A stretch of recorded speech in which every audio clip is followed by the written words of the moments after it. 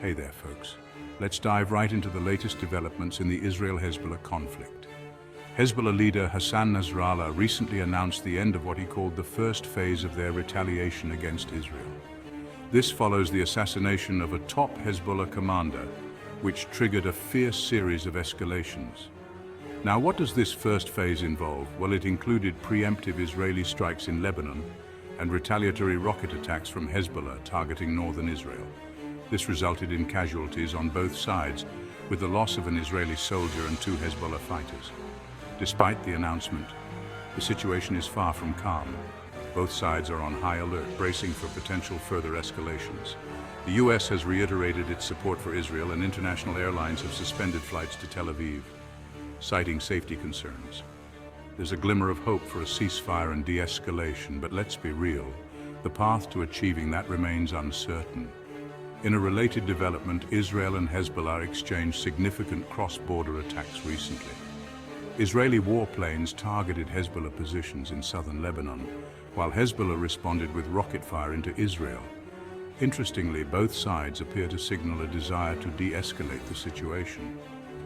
Israeli Prime Minister Benjamin Netanyahu and Hezbollah leader Hassan Nasrallah have hinted that the immediate hostilities might be contained, though tensions remain high.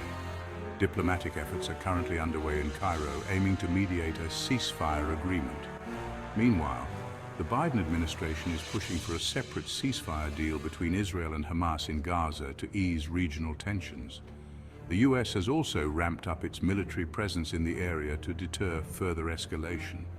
In one of the heaviest clashes yet, the Israel Defense Forces and Hezbollah militants engaged in intense fighting, with Israel launching a preemptive strike to prevent a large-scale attack on central Israel.